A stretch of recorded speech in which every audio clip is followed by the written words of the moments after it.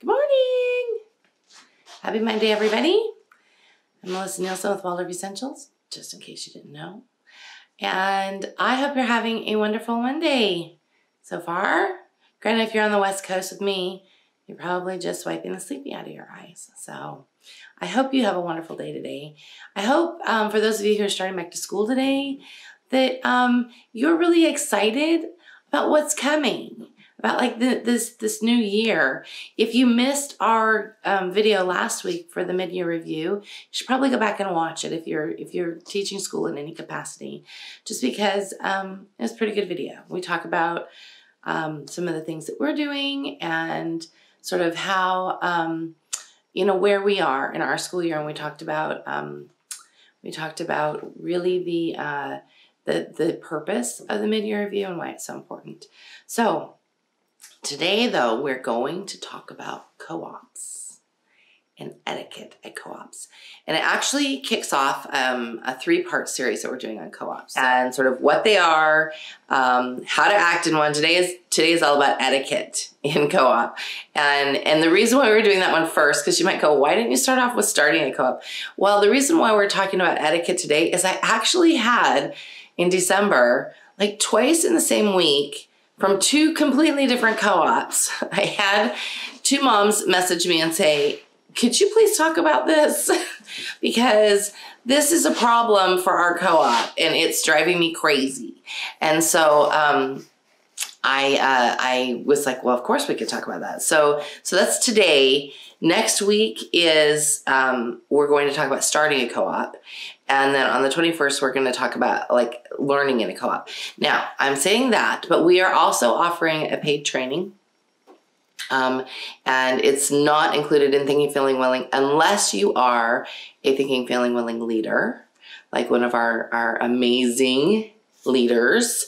We're working on a paid training that will probably take place next Saturday.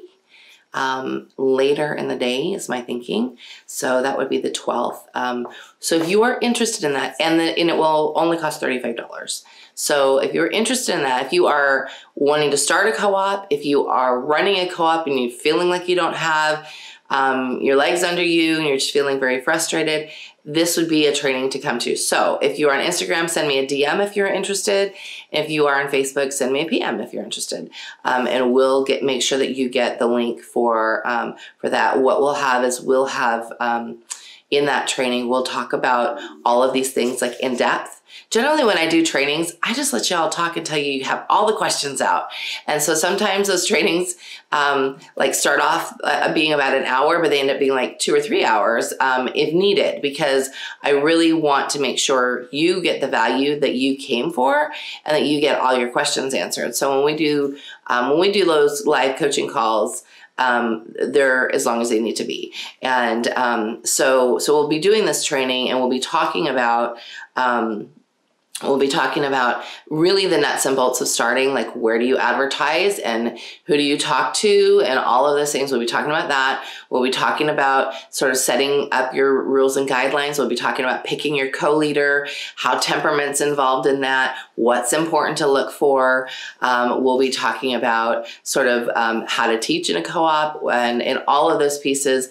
We'll be talking about that in the paid training. So if you are interested in the training, send me a DM or PM, and we'll go ahead and if you're watching on YouTube later, shoot us an email.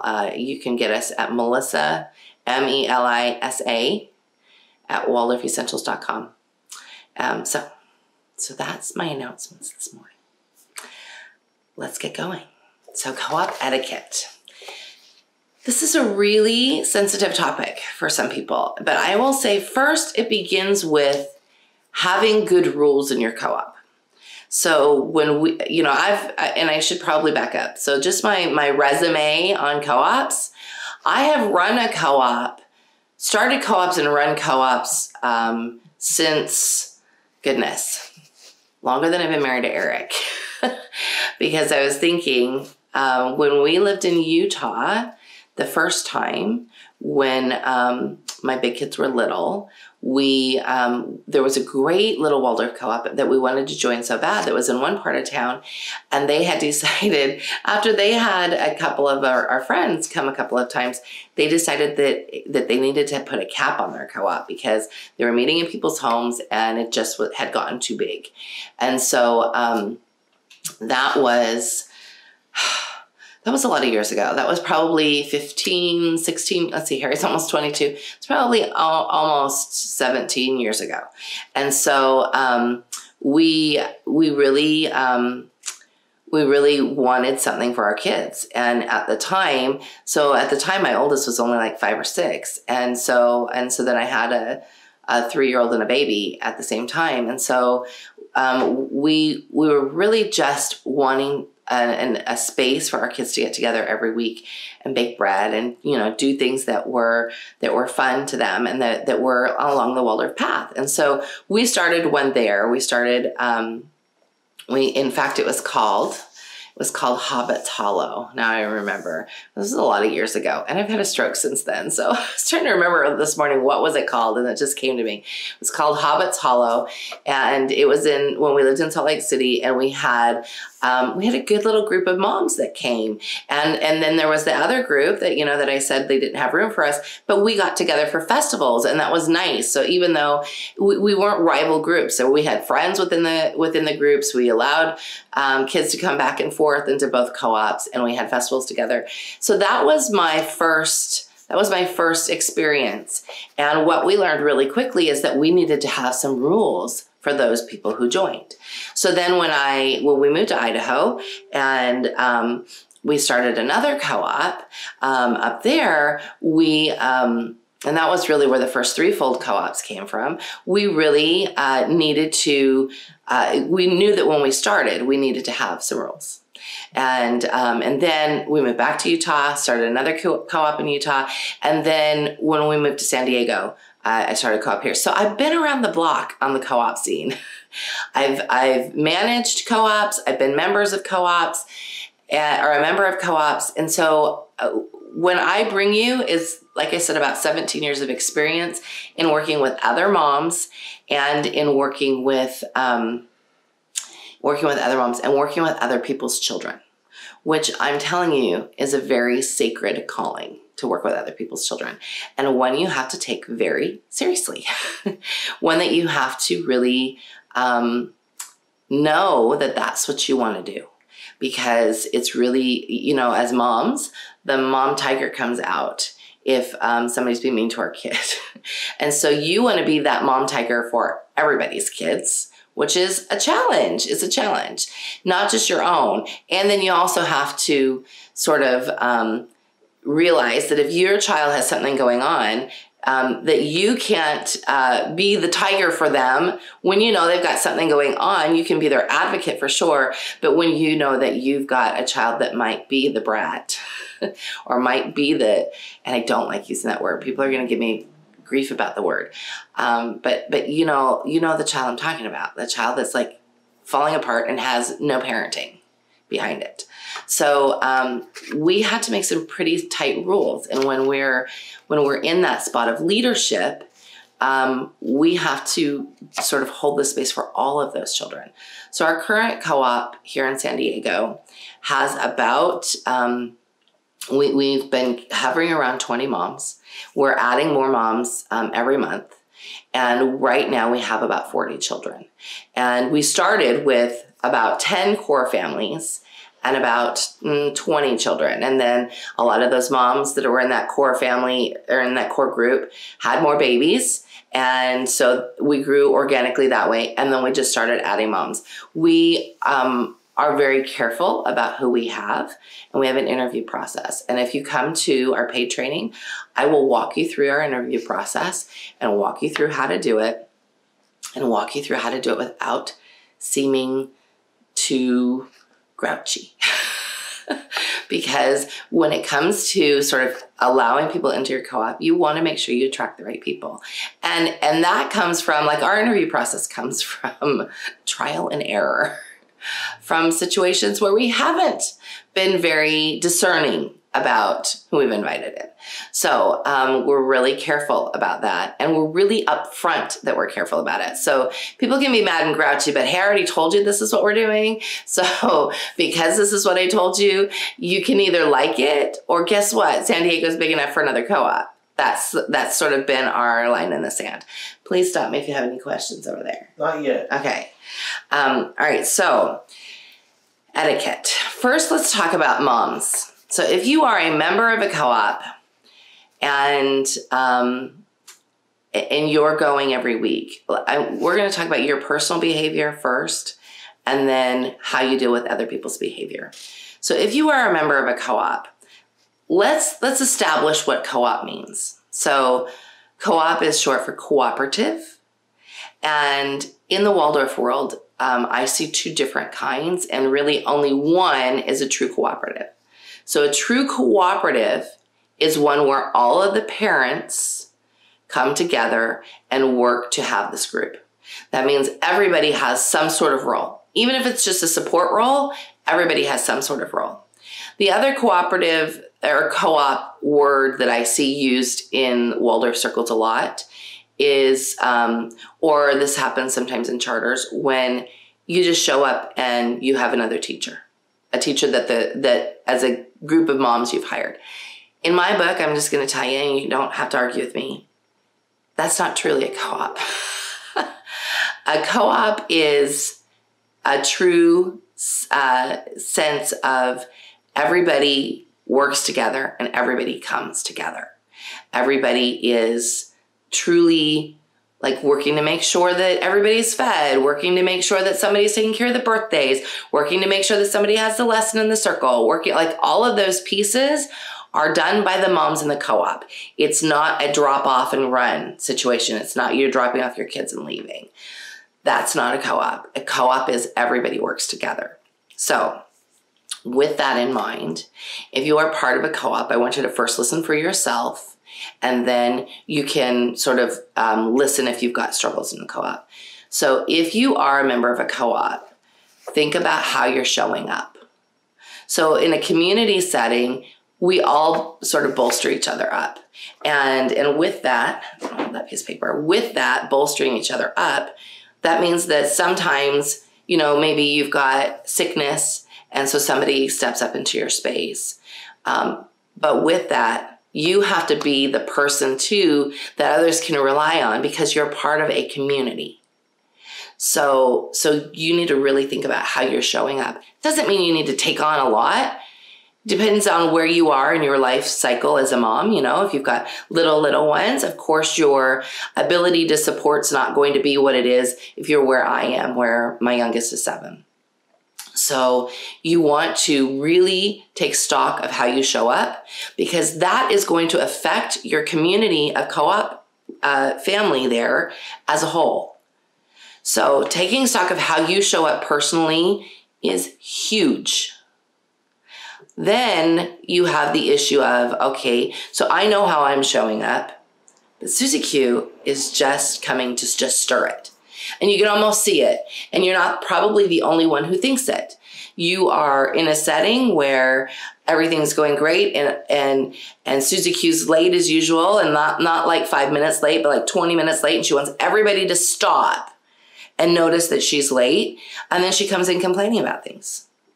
So that's the kind of behavior that you want to be able to axe with your co-op guidelines.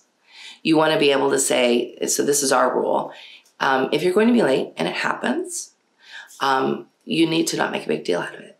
You just come quietly, and that means you prep your children in the car.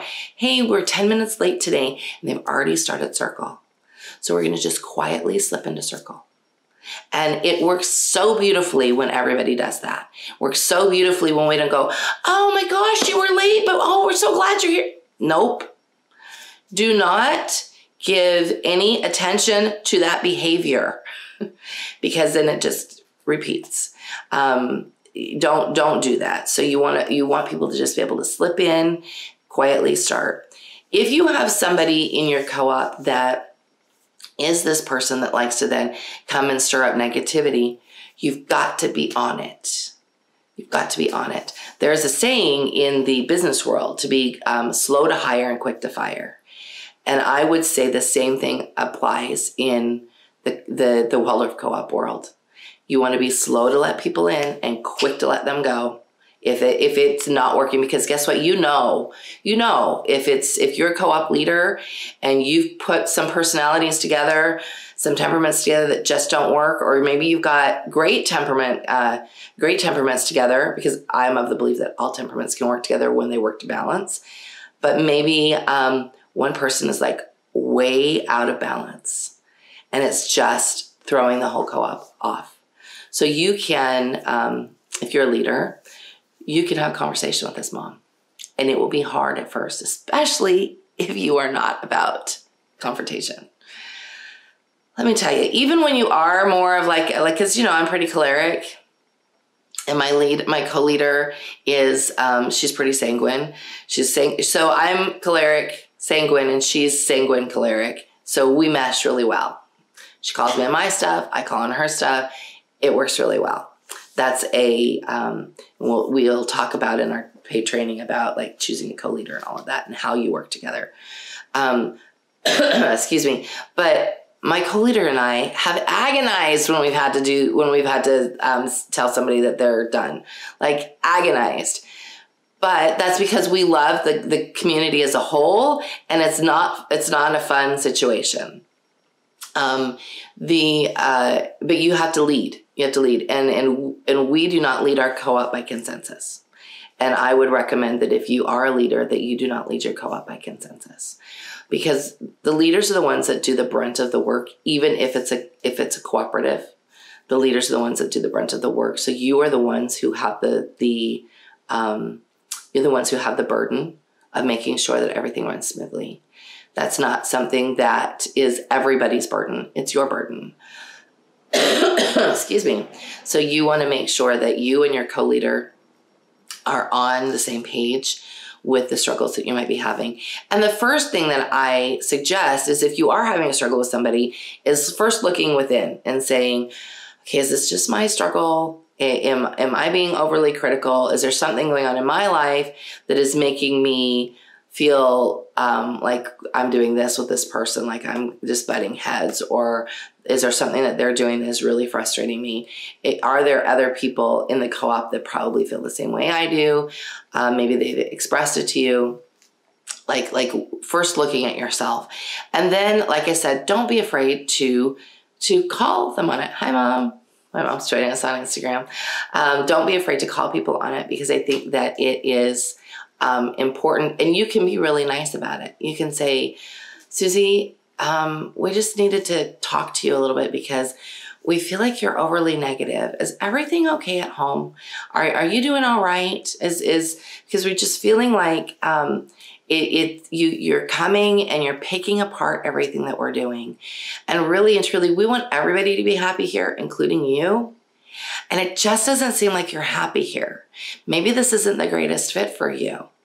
And she has the opportunity then, especially if you have a mission statement and core values that you've talked about with your group, she has the opportunity then to either say, no, I'm fine. I don't know why you would say that to me. Then you can go, but you know, these are our core values and they're just not lining up with the way you're showing up.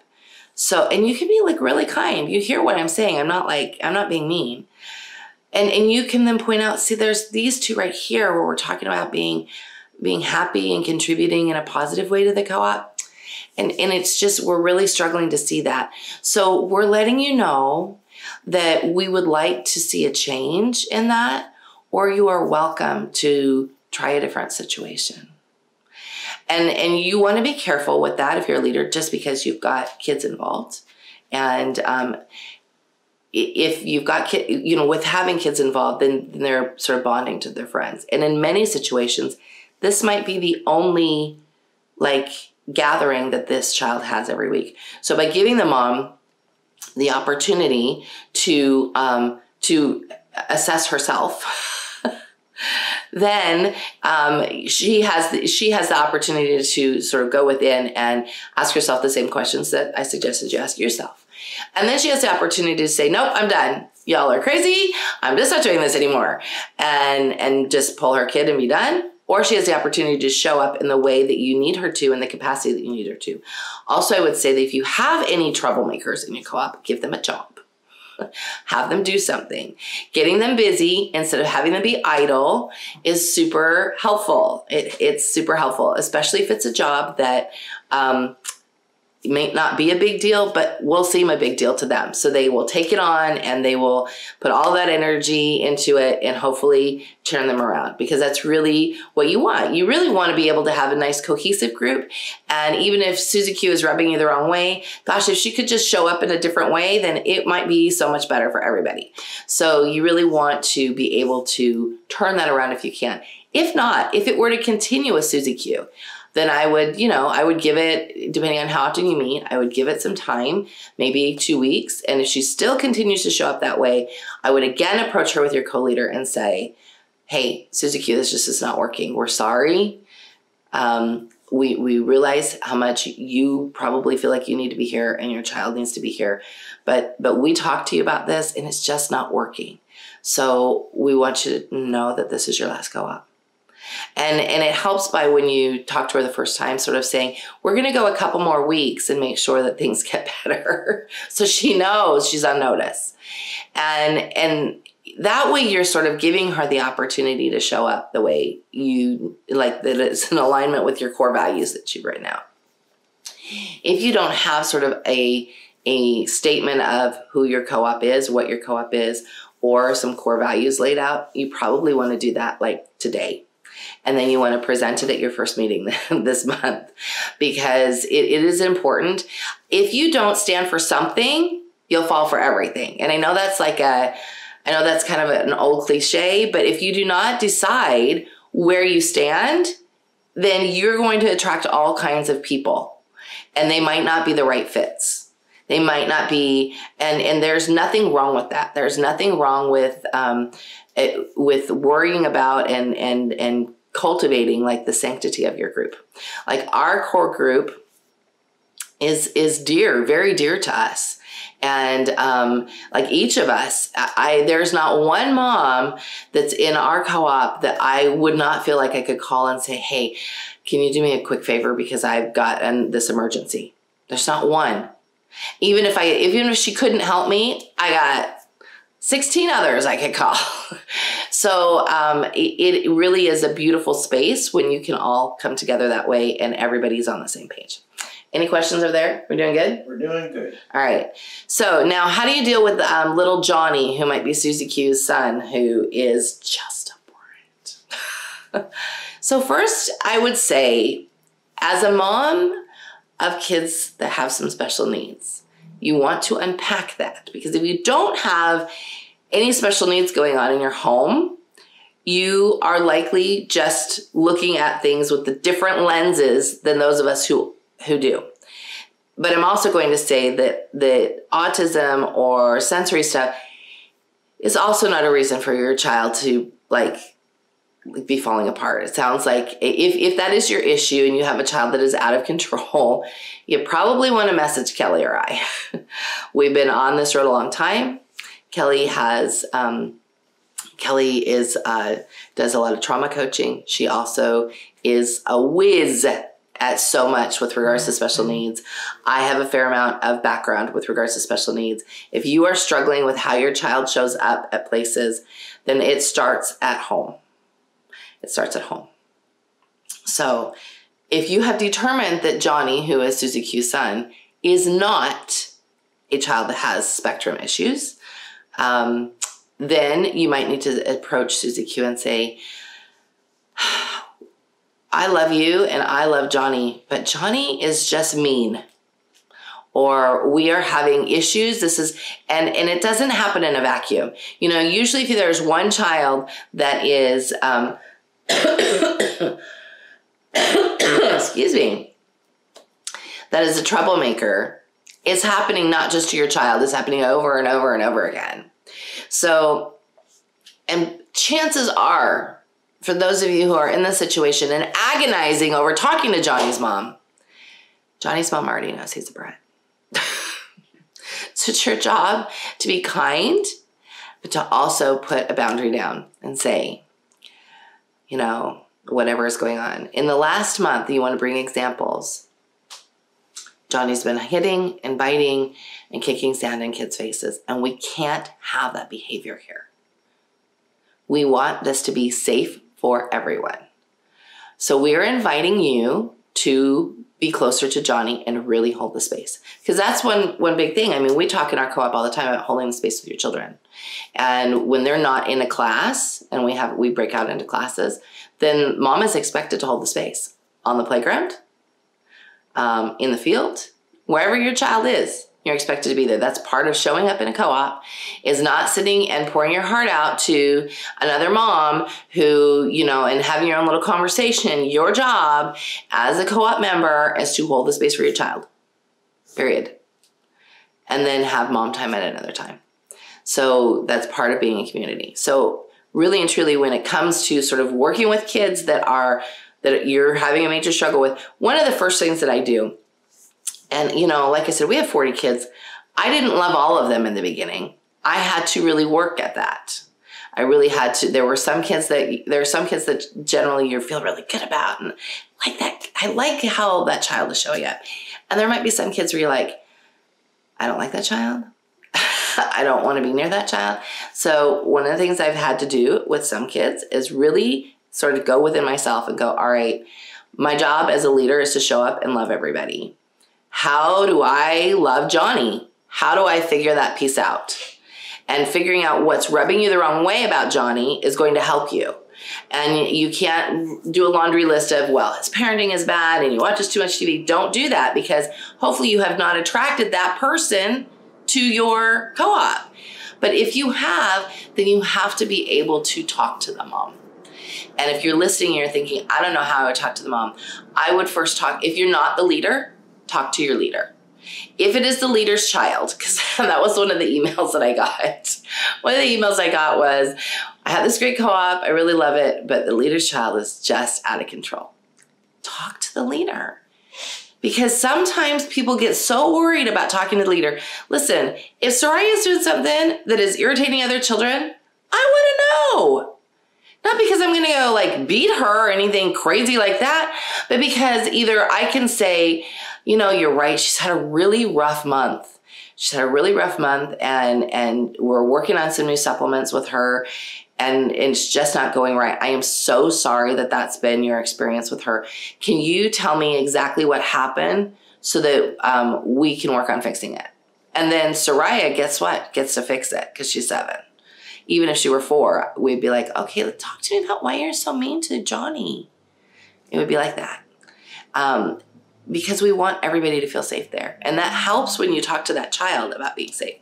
It also helps if you are leading circle time and you've got some kids in the mix that aren't, you know, doing well. You gather everybody together and you talk about being kind. There's nothing wrong with that. You talk about being kind. We talk about that in our co-op on a regular basis, about being kind to one another. You know, because we've got kids from birth to 13. So there's bound to be some struggles in there. So you want to talk about being kind all the time. And you know, so if you've got this sort of etiquette issue, you need to take it head on. Take it head on and make sure that you are first separating your feeling from it. It's really hard when your child is a child being picked on. I have been there. It's really hard. So you got to separate yourself and look at it from a different perspective and go, okay, what's really going on here? They're really being mean to my child and excluding them, or, you know, what's going on? One of the things that we say at co-op is not an individual play date. So you get to play with everybody when you're here on Tuesday. Any other day of the week, you are welcome to just play with that one child. But when you are here, you play with everybody. Everybody's welcome. Everybody's like, because I only have one rule. And this has been my one rule like for a long time for all co-ops, any class that I teach. Everybody is supposed to have fun. That includes me, and that includes every child there. So guess what? If Johnny is making it so that Jenny can't have fun, then nobody's having fun. It's our responsibility as a community to work together to have fun.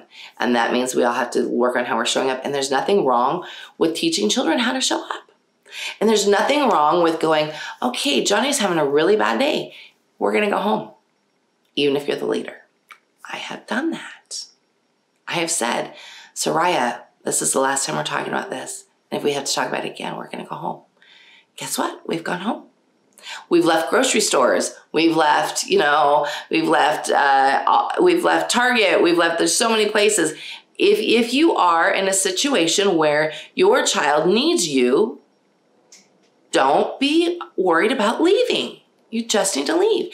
I counsel our moms to do that all the time. Our moms in our co-op, our moms that I work with. If you are in a situation where your child is really having a hard time holding it together, and it happens to all children, that you just be able to say, okay, we're going to just go because it's not working. You got to do it without being mad. Even if you really needed to be at the grocery store. I'm so glad that the grocery stores have delivery now. You know how much nicer that would have been when my big kids were little if I could have just called the store and said, hey, Kroger, could you send me some milk and eggs and bread? But now you can do that. So really, don't be afraid to leave if you need to leave. Any questions over there? Nope. All right. Any questions over here? I think we're going to be done. Join us next week. We're going to talk about starting a co-op. Like I said, if we have a paid training coming up, and it's going to dive deep into all of these issues, where we could, if we have enough people, we could even do some role playing. So we can really help you as leaders sort of feel good about what you're doing and feel good about how you're showing up to your co-op. And if you are, even if you're a member of a co-op or you're wanting to start a co-op, this will be a good training. Like I said, it's going to be about $35. There'll be an option for those who want to have me come and consult with their team.